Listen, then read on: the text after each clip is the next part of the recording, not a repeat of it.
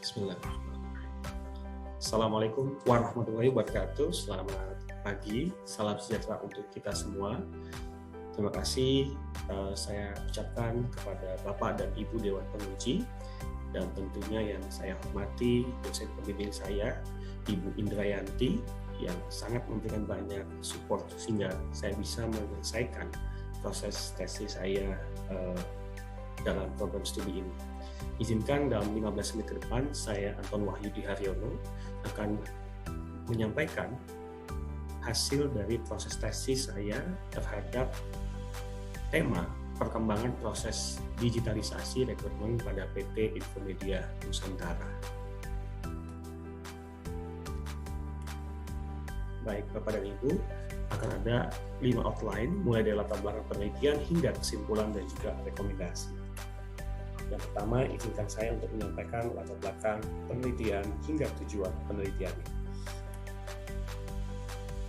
Karena kata sayang, maka izinkan saya sampaikan profil perusahaan PT Infomedia Nusantara yang merupakan anak perusahaan dari PT Telkom Indonesia yang telah berusia lebih dari 36 tahun dan telah menjadi market leader mencapai 52% market share-nya saat ini. Kami tentunya punya 2 portofolio, yaitu CRM, Customer Relation Management, dan juga Sales Service Operation. Untuk membangun bisnis ini dan merancangkan operasionalnya, PT Infomedia Nusantara disupport oleh kurang lebih mencapai 20.000 pegawainya di seluruh Indonesia. Sehingga angka tersebut tentunya angka yang cukup besar bagi PT Infomedia Nusantara, dan bagaimana menyikapi proses rekrutasinya itu menjadi faktor yang perlu kita diskusikan.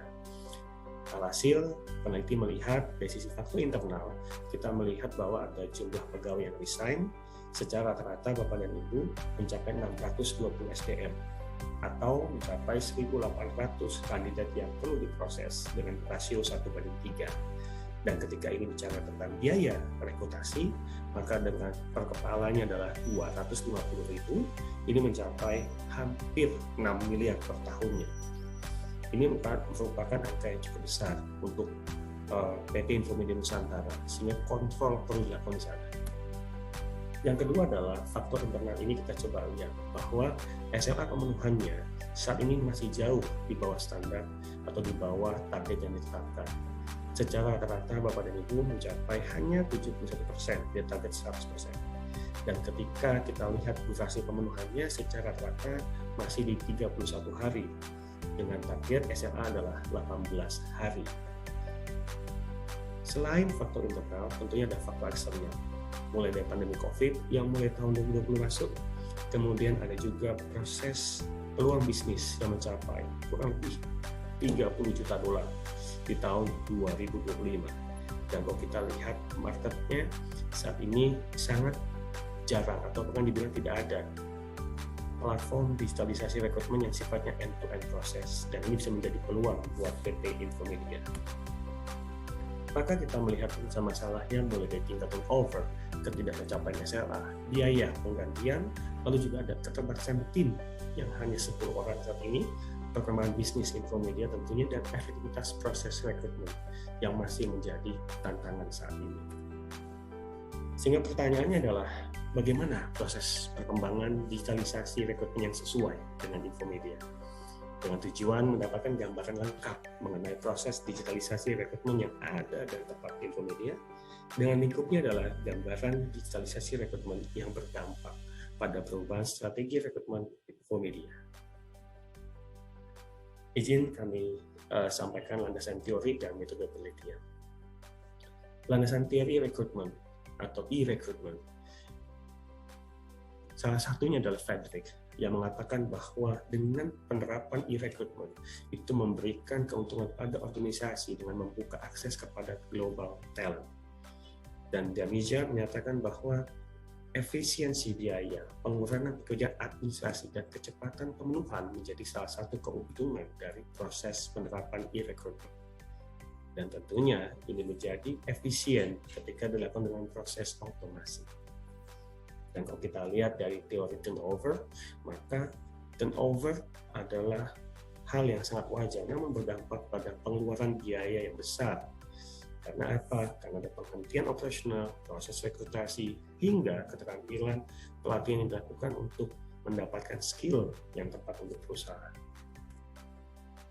Sehingga peneliti menggunakan kerangka penelitian yang melakukan proses eksplorasi, kemudian kita coba rancang strategi penelitiannya, lalu kita kumpulkan proses tersebut dengan data-data yang kita butuhkan, dan kita interpretasikan data. Yang paling penting adalah kita juga memilih top manajemen dan non-manajemen dengan masa kerja di posisi itu lebih daripada 1 tahun. Metode penelitian kualitatif yang diambil oleh peneliti itu menggunakan in-depth interview dengan semi-terstruktur dan bersifat terbuka questionnya. Kita melihat unitnya adalah recruitment, kemudian sumber datanya melalui interview langsung kepada narasumber. Dan yang kedua tentunya sekunder adalah sifatnya dengan internet maupun situs perusahaan. Metodenya adalah kita melakukan interview langsung maupun daring dengan direkam menggunakan Zoom kepada 5 orang tersebut, dan bicara reliabilitas kita menggunakan literatur rekrutmen berbagai sumber, dan untuk validitas konten dari poin-poin pertanyaan telah didiskusikan sebelumnya dengan dosen pembimbing. Dan metode analisanya, karena ini in-depth interview, maka kita mendapatkan insight, sehingga kami organisasikan data, kelompokkan based on kategori dan tema dan pola jawaban, pengujian asumsi, permasalahan, dan mencari alternatif penjelasan bagi data dan juga hasil penelitian. Ini salah satu tabel wawancara penelitian di mana di sebelah kanannya kita lihat ada PIC untuk HC maupun usernya, dan tujuannya tentu untuk identifikasi kendala proses rekrutmen saat ini. Yang kedua adalah identifikasi dampak dari yang terjadi proses saat ini, dan identifikasi proses perbaikan, dan tentunya ada identifikasi perbaikan dan digitalisasi proses di masa mendatang. Maka izinkan saya menyampaikan hasil penelitian dan pembahasan. Yang pertama, profil respondennya ada 5 narasumber kami, mulai dari Vice President Human Resource hingga Officer HCM Corporate sebagai usernya di Infomedia. Kelima orang ini akhirnya menyampaikan, dan saya menyimpulkan adalah faktor penyebab digitalisasinya adalah fulfillment tidak tepat waktu, screening dokumen yang sangat banyak dan butuh banyak tenaga, sosial manajemen yang belum melimpah, tes secara online yang belum spesifik, dan form penilaian interview yang masih terpisah dari aplikasi. Yang tidak kalah penting adalah penalti bagi Infomedia ketika tidak bisa memenuhi dari pemenuhan SDM-nya. Ini proses rekrutmen yang ada di PT Infomedia, mulai dari proses registrasi, screening, online test, interview HR, interview user, initial training, dan hard skill training, dan akhirnya onboarding. Dan kalau kita melihat proses rekrutmen di sini, ada yang sudah menggunakan sistem, dan ada CV online sebagai contoh, lalu ada IQ test Cevit, tapi juga ada sistem yang masih manual. Di setiap tahapannya masih ada poin-poin yang butuh dikembangkan. Dan sebagai contoh screening, itu memiliki dampak yang cukup signifikan karena high administration, heavy administration, dan juga akhirnya dampak SDM yang dibutuhkan untuk itu juga cukup tinggi. Ini tentu jadi costly buat unit rekrutmen saat ini. Maka usulan dalam proses rekrutasi tadi adalah dari peneliti melihat hasil diskusi dengan informan, maka sudah waktunya kita melakukan proses digitalisasi untuk screening dengan penerapan OCR ataupun RPA-nya. Kemudian testingnya pun kita buat by system, yaitu personality test, Pauli, Public Hosting, bahasa asing, dan juga tes spesifik seperti IT. Dan tidak kalah penting ada proctoring, sehingga itu menyebabkan prosesnya bisa dengan mudah terlihat ketika ada joki. Di interview HR, interview user, kita juga cek ada form interview yang harusnya embedded di satu aplikasi. Demikian juga untuk trainingnya, menggunakan LMS nantinya. Dan yang tidak kalah penting, waktu onboarding, maka sistem overlay dan kontraktual ada di dalam aplikasi tersebut. Dampaknya tentu ini menjadi efisiensi proses yang cukup masif. Maka dari sini kita coba ambil kesimpulan. Yang pertama adalah kita melihat total pegawai yang resign sebelum tahun 2021 cukup meningkat ya Bapak Ibu ya, 4% sebetulnya. Tapi menarik adalah pencapaian SLA-nya setelah ada proses digitalisasi yang bisa dibilang awal, itu sudah mendorong efisiensi waktu pemenuhan mencapai 23% lebih cepat.